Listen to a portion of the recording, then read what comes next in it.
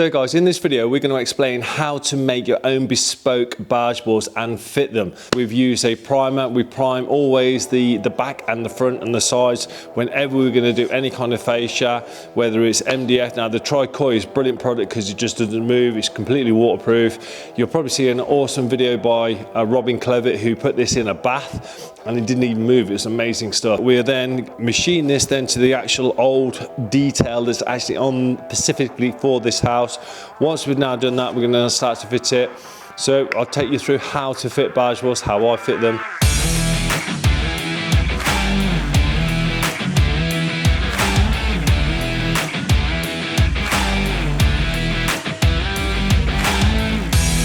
So what I'm doing, I'm just setting myself up. I could do with an angle finder, really could, but I ain't got one here. I'm to make do, what I got. Can bounce the angles up really nicely then.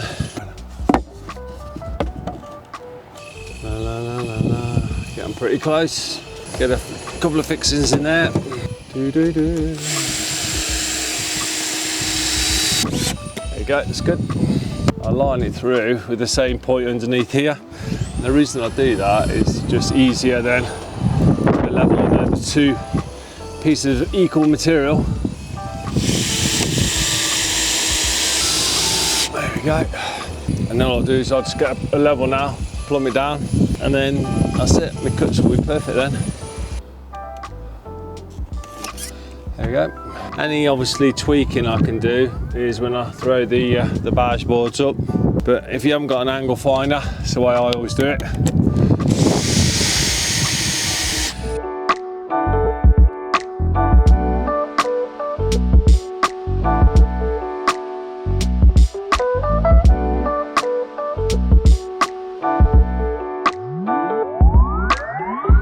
So what I've done is that I've took two pieces of timber. Now you could use an angle finder. I haven't got my angle finder here. I've offered them up, pushed them up to the underneath the cloaking strip where the barge boards are going to fit to. I've then got a level, I've then plumbed it down. So then I've marked it all up and I've now cut those 4x2 timbers on the chop saw. And what I've now got is this detail here. You can see it's nice and even all the way down, the two bits of timber. The degree on this is slightly different, but nothing that you'll ever notice. And if there's any tweaking to be done, I'll use my small little block plane to do that.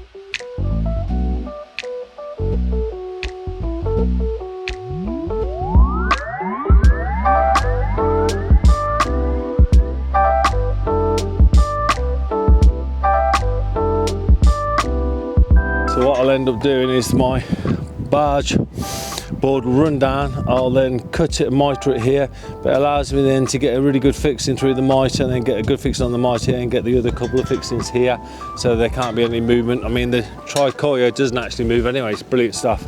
The measurement I had was 2680 from the top. 2680, which is, there's the mark here now. So all I do is push it down, line my saw up with it where I want it to be.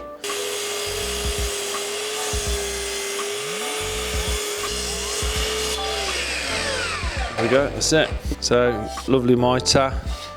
Pete's done a lovely job of this, really nice. So all we're going to do now, you can see it's furred up, so we'll just give that a light sand later on and then repaint it again.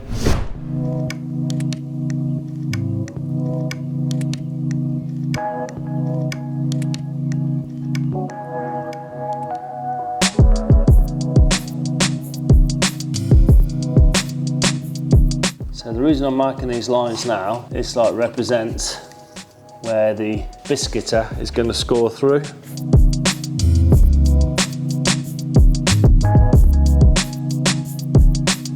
The biscuiter, game-changing tool again, absolutely. Line this line up here in the centre.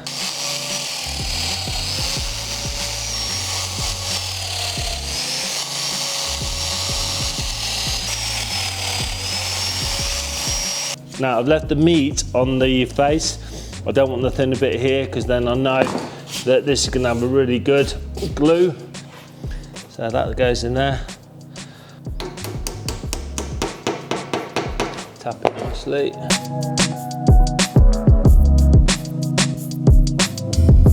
So what will happen now, this will create a really nice solid joint and then also keep the actual facial lines nice and flush. Then obviously if I need to wiggle these out, I can. But obviously what I'm going to do is offer it all up and make sure it all marries really nicely. So now I've got all the misers on the end, got all my actual cutting done. I can then go up top and put a couple of screws in.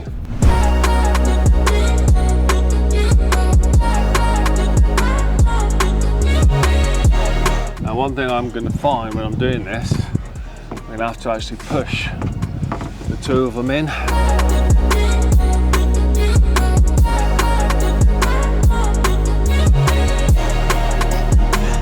So what I was noticing earlier, guys, was I needed to take 6mm to nothing, so I've marked it here. I'm going to use this as a bit of a strut edge, so to nothing here, 6 inch, and then what I'm going to do, instead of a pencil, I'm going to use this as a marking knife, because then really makes it nice and clean.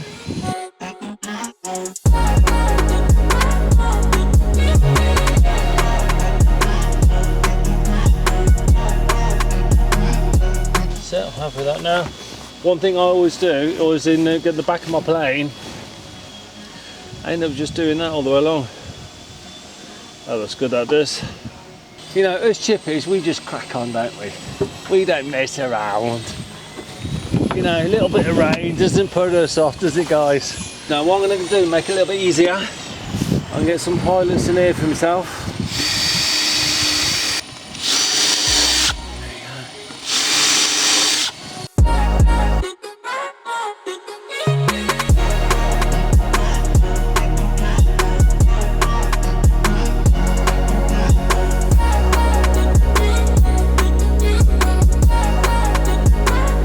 So I'll only ever put the screws down to the surface, and when I'm ready to sink them home, I only sink them home about 2mm, that's it.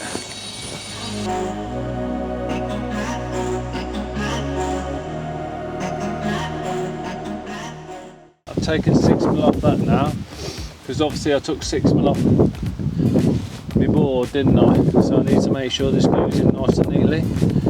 Tap that in. The old tapometer. There you go.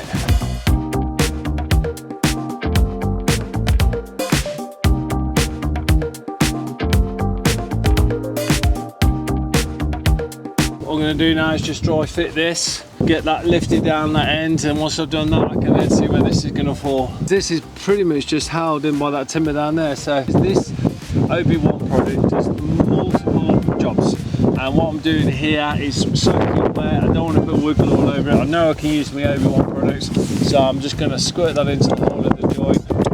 And what I'm going to do now is, I'm actually, because of my bracket system I've got down here, I'm going to tap the board and just keep pushing it until it closes up the joint for me.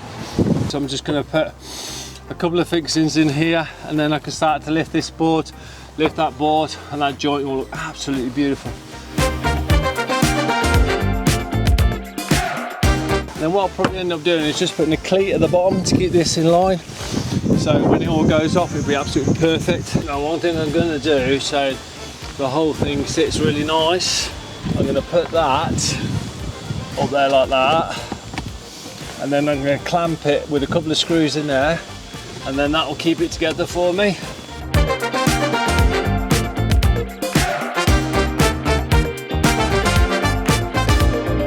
There you go. I'm really pleased with that now.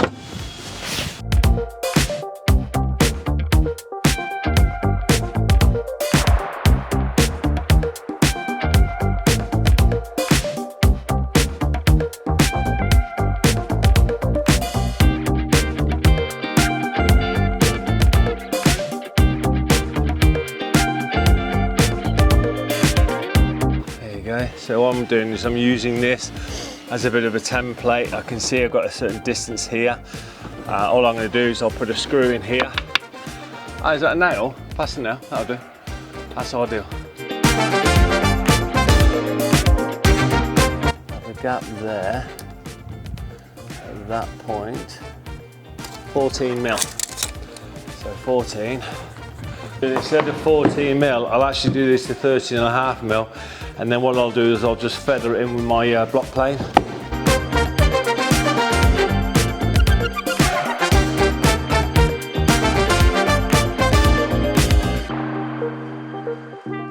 What do you think?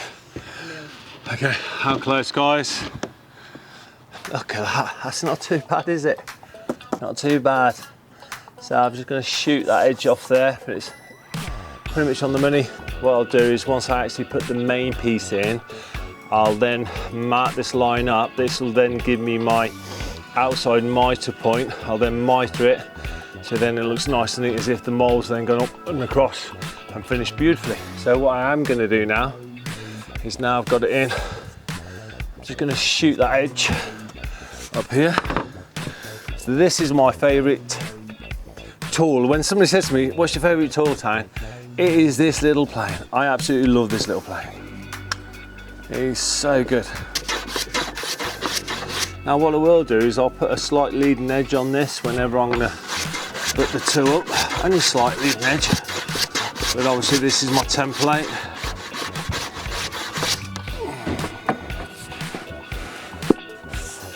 Look at that, beautiful. Absolutely beautiful, that's what I'm after. So what I'll do now is give myself a fixing, hopefully, I've got a screw. What I will now do is check the parallel of this cut, because I can see whether this is 90 degrees and if it's not, but obviously I'm going to check this cut distance here as well, so it'll give me a really good idea.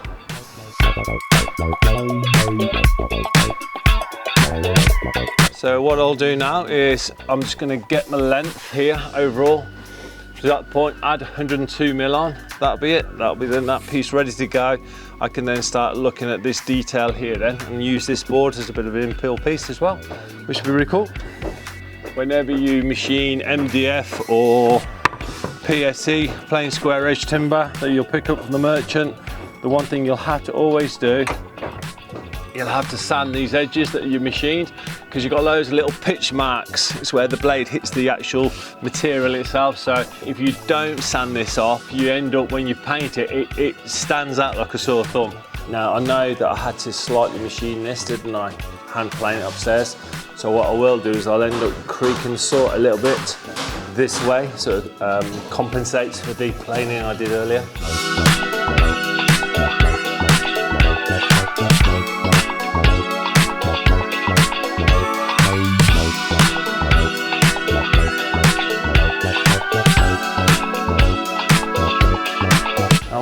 Do is, you can see I'm just slightly off the line there. Now what I always do is I always take a little bit extra off on here, but only slightly, so you can hardly tell. It gets filled up with the glue anyway, but there you go, guys. Nice to the line that is now. Get my plane like that, and I put my plane along the edge like that and run it all the way along. And that's absolutely a treat, that is. I'm really pleased with that. What I'm going to do is I won't actually go straight for the cut. I've got a lot of excess.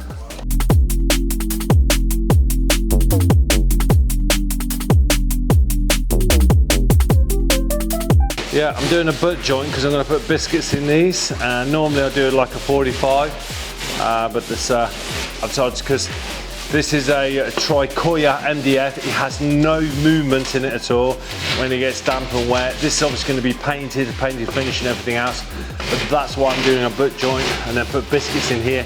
It'll be really, really strong. All right, let's go and see whether that fits. I see whether it would fit straight away. Let's have a look.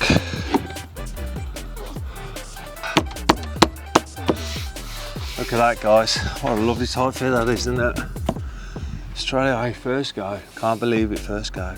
Really happy with that. So what I will do now is I'll mark this up as the C face, so I can actually then put biscuits in here as well. Before I go any further, I'll just put a couple of temporary screws in this. Just so you know, guys, what I'm trying to do is follow this mould around and then go back up here. It's like I'll need a running stop mould coming here, stopping, and then it'll need to be then feathered in with the router afterwards. That does that on that flat bit of fascia coming through like that, okay? Right. Like that, it's nice. Yeah. But this mould then comes around here, but then it's mitered like this, yeah? So this mould will then get transferred on that edge. So what I'm gonna do is I'll machine this piece of mould, get this square, replicating the fascia that's already up there. Yeah. if I do that, that's going to be the cut point of them 2 moulds. So that represents that line there coming through at that point there. So this now will give me a line, a mitre line through like that. From there to there is my cut, and that'll be the same cut here. There you go. Install that, finish it off with the chisel, and then I'm going to take that out nice and carefully all the way along there. Now what I will do is I'll use my gauge, marking off to really give me a clean edge.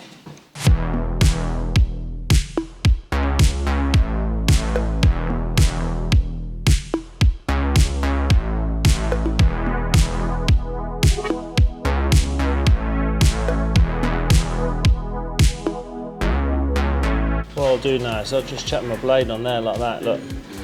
See it's a little bit of a hollow here, so I'll just take a fraction out of here, it should be there. So same again, put that on there. That's beautiful now, that is. Just going to check this one. This edge here, it's got a slight variance in there, so just going to lose that. We can start to see I need just to put a piece like that. So I'm going to mitre a piece and make a piece go in there now. Line them 2 back up. That's my mould that's going to sit in there like that. I can actually put this then underneath there, can't I?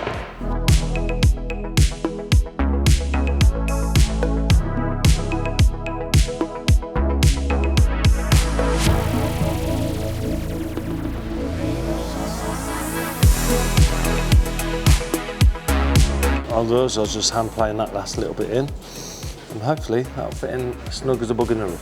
Just going to plane that in now, that's it.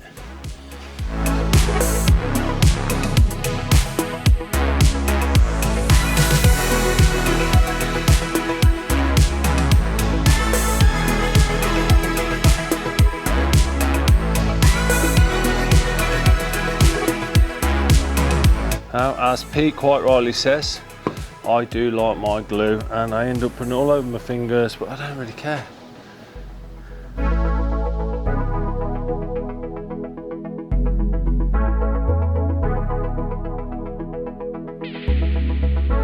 I always find with these, if you can just give them a bit of a tap.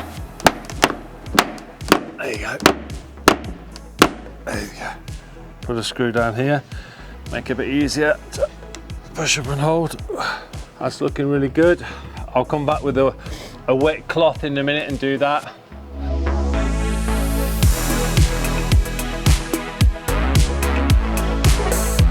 So hopefully that'll tap in there like that. There you go. There we go. Just going to get a fix in here. Get 2 in, there we go. I ain't going nowhere. So what I'll do now is I'm going to countersink that and put 3 in here if I can get 3. Yep, I can. Just because it's the joint, I want it to be nice and solid. And then go in the centre, which is about that. And get one down here as well.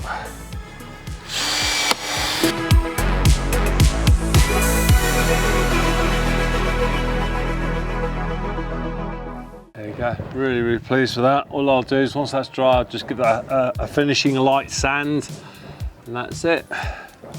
Happy days. Right, the last piece of the jigsaw is this small little piece that I've done. There we go. I'm gonna put a load of glue, but I better have a check, dry fit. Oh yes, there you go. It's a bit of a tight fit, but I know it will just tap in nicely. So I'm gonna get loads of glue, and then what I'm gonna do is put another MDF cleat behind it once all this framework's in, so you won't actually be able to see it, but then it'll give it a lot more extra additional support as well. So I better not get any glue over the new lantern.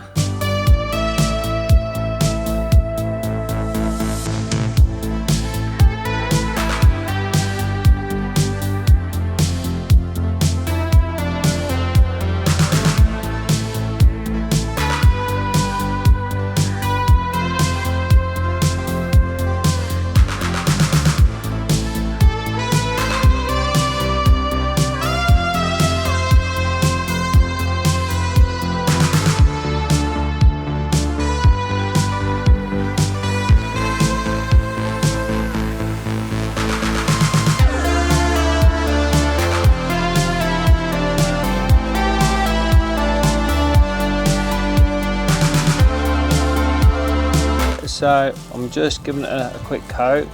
It's the one thing I do like to do is when I've done the join, and you can't even see the join and everything I put in there, can you guys? Really pleased with that. Just giving it a final. There you go, look at that. Do you know, all the way through this today, all I've been worried about is damaging that. And now I'll finish this area. I'm all right now. I ain't gonna worry about it.